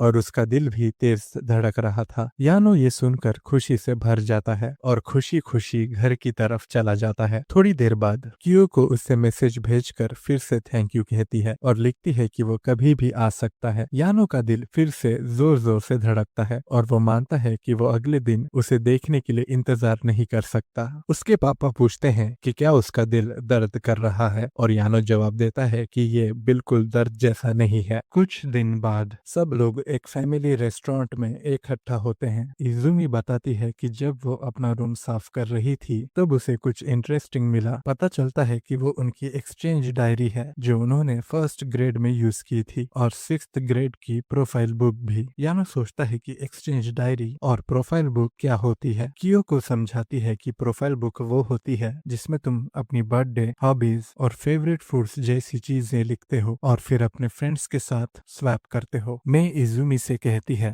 कि उसे पता ही नहीं था कि इजुमी का बर्थडे 18 जून को है। इजुमी कंफर्म करती है और बताती है कि हाशिबा का बर्थडे 18 जुलाई को है। तानाका कहता है कि उसका बर्थडे 30 नवंबर को है। मैं कहती है कि उसका बर्थडे 28 जनवरी को है। कियो को बताती है कि उसका बर्थडे 13 अप्रैल को है। फिर तानाका यानो से पूछता है कि उसका बर्थडे कब है और यानो जवाब देता है कि उसका बर्थडे 13 सितंबर को है। कियो को कहती है कि यानो का बर्थडे सिर्फ 2 दिन दूर है। कुछ दिन बाद जब यानो क्लास में आता है उसके दोस्तों ने उसके लिए सरप्राइज प्लान करके रखा होता है। जैसे ही वो रूम में कदम रखता है उसके डेस्क पर स्नैक्स का एक बड़ा सा टावर लगा होता है। उस वक्त ही उसके फ्रेंड्स पार्टी स्पार्कलर जला देते हैं और उसे हैप्पी बर्थडे विश करते हैं। बाकी की क्लास भी ये देखकर यानो को बर्थडे विश करने लगती है। यानो शॉक में रह जाता है। कियो को सोचती है कि शायद उन्होंने थोड़ा ज्यादा कर दिया। यानो सबका शुक्रिया करता है, कहता है कि उसे यकीन नहीं हो रहा कि सबने इतनी मेहनत सिर्फ उसके लिए की। इजुमी, कियोको और मैं अपने मन में सोचती हैं कि शायद ये पहली बार है जब यानो स्कूल में अपना बर्थडे मना रहा है। वो डिसाइड करती हैं कि आज वो पक्का इस दिन को यानो का सबसे यादगार बर्थडे बनाएंगी। बाद में हाशिबा यानो को एक चॉकलेट देता है गिफ्ट के तौर पर। वो कहता है कि सुबह जो स्नैक टावर का मोमेंट था वो मिस हो गया, इसलिए उसने सोचा कि ये दे दे। यानो कहता है कि वो हमेशा से ये चॉकलेट ट्राई करना चाहता था और उसका शुक्रिया करता है। वो ये भी कहता है कि सब ने जो स्नैक्स उसे दिए हैं वो उसके लिए इतने प्रेशियस लगते हैं कि वो उन्हें खा नहीं पा रहा। मैं मजाक में कहती है कि वो उन स्नैक्स को उसकी जगह खा लेगी, जिस पर कियो को उसे डांट देती है और मैं तुरंत कहती है कि वो बस मजाक कर रही थी। फिर यानो चॉकलेट पर एक लेटर नोटिस करता है। इजुमी कहती है कि वो हाशिबा का लव लेटर है और ये भी कि वो उसे चुपके से पढ़ ले स्कूल खत्म होने से पहले। बाद में हॉलवे से गुजरते हुए यानो लेटर पढ़ता है। उसमें लिखा होता है कि वो उस क्लासरूम में जाए जहां वो आमतौर पर ड्राइंग करता है और बुलेटिन बोर्ड चेक करे क्योंकि वहां उसके लिए एक स्पेशल प्रेजेंट है। यानो आर्ट रूम में जाता है जबकि सब लोग चुपके से उसे देख रहे होते हैं। जब वो बाहर आता है तो उसे सब दिख जाते हैं और वो सब भागकर वापस क्लासरूम के अंदर छुप जाते हैं। यानो फिर एक टीचर के पास जाता है, कहता है कि उसे यहाँ आने के लिए कहा गया है। टीचर उसे एक बॉक्स देते हैं और कहते हैं कि इसे इंग्लिश प्रेप रूम में पहुंचा दो। बॉक्स पर एक नोट लगा होता है, दिन अभी खत्म नहीं हुआ, इसे इंग्लिश प्रेप रूम में ले जाओ। वहां जाते हुए यानो रुक जाता है क्योंकि उसे याद ही नहीं आता कि इंग्लिश प्रेप रूम होता कहाँ है। यानो को पैनिक में देखकर इजुमी कहती है कि उसकी आंखों से क्लियरली दिख रहा है कि वो हेल्प मांग रहा है। कियोको उसे गाइड करने का फैसला करती है, लेकिन तभी यानो को याद आ जाता है कि English prep room building B के सेकंड फ्लोर पर है। जब वो इंग्लिश प्रेप रूम पहुंचता है तो उसे एक और नोट मिलता है जो उसे कल जहां उन्होंने वीडियो देखी थी उस क्लासरूम में जाने को कहता है। वो ऑडियो विजुअल रूम में जाता है जहां इजुमी की मदद से उसे एक और नोट मिलता है। फिर यानो पूछता है कि क्या इसका मतलब है कि उसे क्लासरूम 2-1 जाना है। मैं कमेंट करती है कि अब तो वो सीधा उनसे ही पूछ रहा है। क्लासरूम 2-1 के अंदर उसे एक और मैसेज मिलता है जो उसे स्टेयर्स पर जाने को कहता है। वो स्टेयर्स जो स्कूल के सबसे ऊपर वाले जगह तक ले जाते हैं और लिखा होता है कि ये फाइनल क्लू है। रूफटॉप की तरफ जाते हुए उसे एक बड़ा सा बॉक्स मिलता है। जब वो उसे खोलने की कोशिश करता है तभी अचानक कियोको उस बॉक्स से बाहर निकलती है और यानो इतना डर जाता है कि सीधा मुंह के बल गिर जाता है। फिर कियोको समझाती है कि पहले प्लान ये था कि बस गिफ्ट को वहां रख दिया जाए, लेकिन मैं और इजुमी ने सजेस्ट किया कि असली गिफ्ट वो खुद होनी चाहिए, इसीलिए वो बॉक्स के अंदर बैठी थी। फिर वो उसे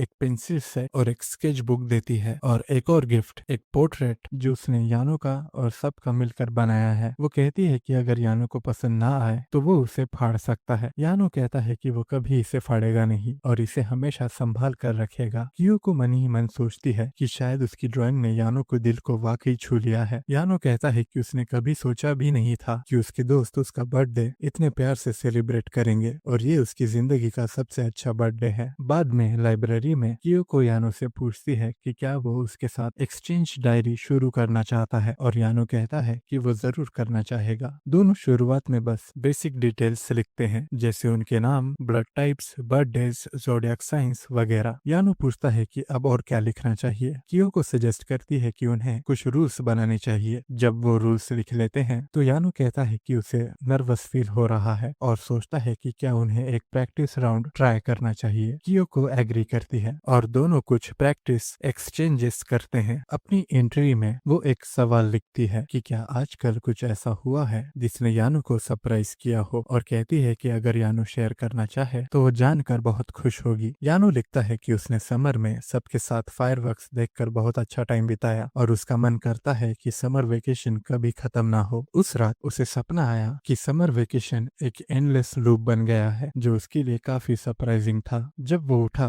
तो वो पसीने से भीगा हुआ था। कियोको कहती है कि उसकी ड्राइंग क्यूट है और यानो उससे पूछता है कि उसका फेवरेट फूड क्या है। कियोको लिखती है कि उसे खासकर ताइयाकी पसंद है। यानो उसकी मछली वाली ड्राइंग को देखकर हंसने लगता है। कियोको पूछती है कि क्या उसने कुछ फनी लिख दिया, लेकिन यानो हंसी रोक ही नहीं पाता। वो कहता है कि कियोको सबसे बेस्ट ड्राइंग्स बनाती है। कियोको समझ जाती है कि वो उसके ड्राइंग पर हंस रहा है और पूछती है कि क्या वो इतनी अजीब लग रही है। यानो कहता है कि वो बस खुश है कि लाइब्रेरी में कोई और नहीं है और पूछता है कि मछली ऐसी क्यों लग रही है, क्या ये ताइयाकी होने वाली थी। कियोको कहती है कि इस बारे में इतना मत सोचो। फिर यानो सजेस्ट करता है कि एक नया रूल ऐड किया जाए, हमेशा एक ड्राइंग जरूर बनानी होगी। यानो बाद में लिखता है कि वो एक लौता बेटा है और पूछता है कि क्या कियोको की छोटी बहन और भाई के अलावा कोई और सिबलिंग है। कियोको लिखती है कि उसके पास सिर्फ ये ही दो हैं, बस वो दोनों उससे काफी छोटे हैं। फिर यानो पूछता है कि जो राइस बॉक्स कियोको ने बनाए हैं उनके हाथ क्यों हैं। कियोको समझाती है कि वो उसके सिबलिंग्स को रिप्रेजेंट करते हैं और पूछती है कि क्या उसकी ड्राइंग्स इतनी अजीब लग रही है। यानो माफी मांगता है, कहता है कि वो सिर्फ मजाक कर रहा था। कियोको फिर पूछती है कि क्या यानो के पापा कॉलेज प्रोफेसर हैं। यानो कहता है हाँ, पर ये भी मानता है कि उसे समझ नहीं आता कि उसके पापा क्या पढ़ाते हैं। जब कियोको फिर से लिखने लगती है, यानो डायरी की तरफ देखता है। कियोको पूछती है कि वो उसकी ड्राइंग का इंतजार कर रहा है और यानो बस मुस्कुराता है। बाद में कियोको कहती है कि उन्होंने अब तक काफी कुछ एक्सचेंज कर लिया है। यानो कहता है कि उसे बहुत मजा आया। कियोको मानती है कि फिलहाल उसके लिए ये काफी लगता है। यानो कहता है कि जब वो ये सब कर ही रहे हैं तो वो एक बार तो डायरी घर ले जाना चाहता है ताकि एक्सचेंज डायरी का असली एक्सपीरियंस ले सके। कियोको मान जाती है और डायरी उसके हाथों में दे देती है, एक और सवाल के साथ। जब यानो घर पहुंचता है वो सोचता है कि कियोको ने उससे क्या पूछा होगा। जब वो डायरी खोलता है तो वो शॉक हो जाता है। कियोको का क्वेश्चन ये होता है कि क्या उसकी राइट आई की चोट ठीक नहीं हो रही और क्या वो बताने को रेडी है कि वो हमेशा आई पैच क्यों पहनता है। अगले दिन कियोको उसका रिप्लाई पढ़ती है। यानो लिखता है कि उसकी राइट आई की चोट काफी टाइम पहले ठीक हो चुकी है और वो कियोको से कहता है कि वो चिंता ना करे। कियोको पूछती है कि क्या ये सच है और यानो कंफर्म करता है। क्लास के दौरान कियोको बार बार आई पैच के बारे में सोचती रहती है। अगर उसकी आंख ठीक है तो वो अभी भी आई पैच क्यों पहनता है। क्लास खत्म होती है तो वो उससे पूछने के लिए उसकी तरफ देखती है, लेकिन यानो तब तक गायब हो चुका होता है। हर पीरियड के बाद वो बेल बजते ही तुरंत निकल जाता है। बाद में वो कियोको को स्टेयर्स पर मिलता है। वो कहती है कि उसे टेंशन हो रही थी कि कहीं उसकी चोट ठीक नहीं हो रही हो, इसलिए उसका रिप्लाई पढ़कर उसे सुकून मिला। वो उसका शुक्रिया करती है शेयर करने के लिए, लेकिन ये भी बताती है कि ड्राइंग ऐड करने का रूल यानो ने बनाया था, फिर भी उसने कुछ ड्रॉ नहीं किया। यानो हंसता है, मानता है कि वो सही कह रही है और सॉरी बोलता है। फिर कियोको पूछती है कि वो अभी भी आई पैच क्यों पहनता है और कहती है कि अगर वो बात नहीं करना चाहता तो बिल्कुल ठीक है। यानो डिसाइड करता है कि वो डिटेल्स शेयर नहीं करेगा और दोनों के बीच एक ऑकवर्ड साइलेंस हो जाता है। कियोको माफी मांगती है, कहती है कि वो इनसेंसिटिव हो गई थी और उसने यानो पर जोर डाला सब बताने के लिए। तब यानो फाइनली खुलकर बात करता है। वो समझाता है कि उसकी आंखों का रंग थोड़ा अलग है। वो आई पैच इसलिए पहनता है क्योंकि वो इस बात को लेकर सेल्फ कॉन्शियस है। मिडिल स्कूल में उसके साथ एक छोटा सा एक्सीडेंट हुआ था और उसके बाद उसकी राइट आई का कलर बदल गया था। लोग हमेशा इस बारे में बातें करते रहते हैं। वो मानता है कि जरूरत ना होने के बावजूद आई पैच पहनना शायद थोड़ा अजीब लगता होगा। कियोको कहती है कि ये बिल्कुल अजीब नहीं है और उसका शुक्रिया करती है